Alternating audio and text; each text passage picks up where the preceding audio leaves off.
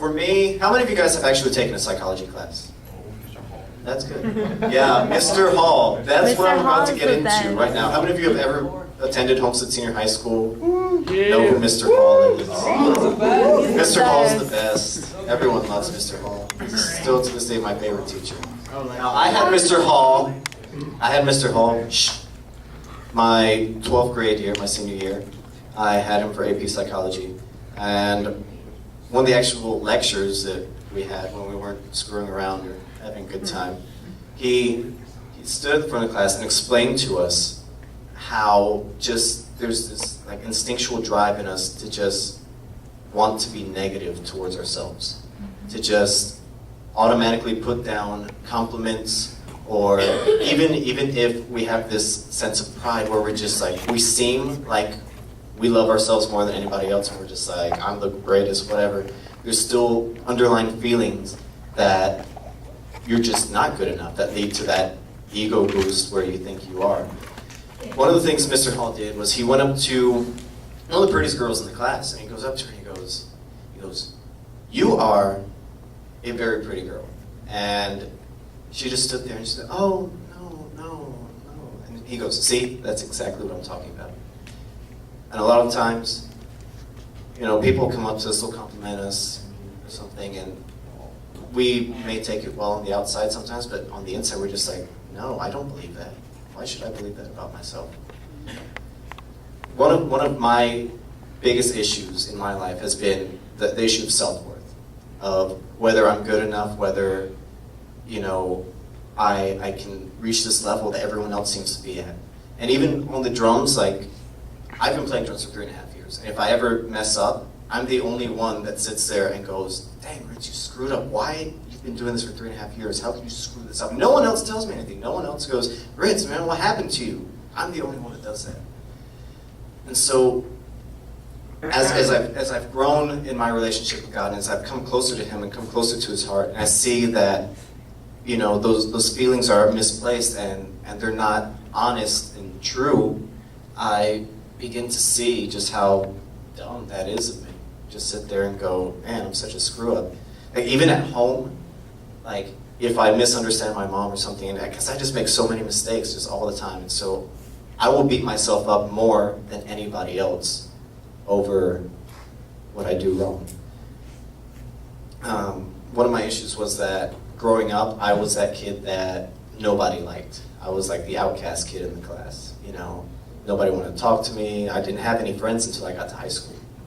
And so when I finally got to high school and started making friends is when I realized what a treasure they are. And I try my best to be friends with everyone I meet and just hold on to that relationship. And one of those things where I guess growing up, the reason that I have such a problem with my self-esteem, my confidence and all that is because growing up I had the kids that would just pick on me and whatever else. Middle school was especially rough for me because, I don't know, the kids were just mean and terrible.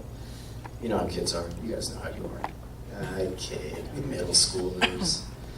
But, one of the things I learned in the last few years was, you guys know that names have meanings, right? Like, it's like there's David, and it's not just like some random assortment of letters people put together, but each name actually has a meaning to it. It has a definition. And yeah, I go by Ritz and whatever. My real name is David, for those of you that don't know me that well. I'm David. My real name is David. And I found out several years ago that the meaning of my name, the meaning of David, is beloved. And I like to think that God has like a special purpose for each of our lives. Each of us have a destiny that nobody else of the billions of people in this world has. You are created unique and special with just the ability to do something that nobody else in this world or anybody else that ever has lived can do or has done. So I may not be the only David in the world, but my name reflects who I am to God and who I am to the people that God has placed in my life. So, at times I feel, crap. I feel like, and everybody else likes to hang out with each other, and I'm just kind of stuck at home, whatever. So-and-so went to the falls, and they didn't invite me. Yeah, whatever. I can have a good time at home with my Facebook whatever else, you know. But it's the times when I feel low, so I have to remind myself that my name means beloved. I am beloved to God. And it's just crazy how I came from being the kid that had no friends, the outcast kid. So now I have like hundreds and hundreds of friends, and yes, I do know them all. I just randomly add people on Facebook. I actually know the people that I add. So I have all these people that actually love me and care about me.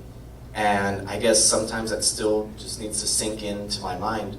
But if you guys would allow me, I want to refer to you guys as beloveds for the rest of the night. Let's call you guys beloved and just speak that over you guys. Now, a lot of us sometimes feel that God is just out to, I don't know, like your image of God, my image of God for a long time was just that guy that sits on the throne, he's just waiting for you to mess up. He's just waiting to punish you.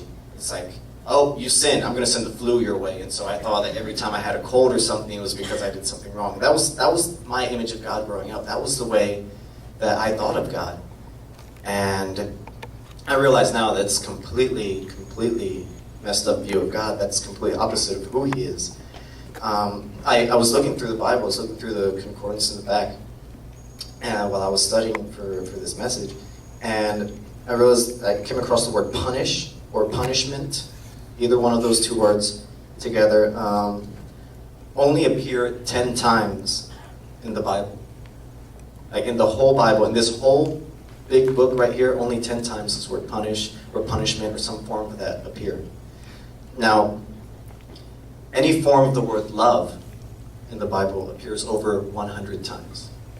That's just, I stopped at 100 because, 100 seems like a good number to use a comparison for it, but I could have kept going.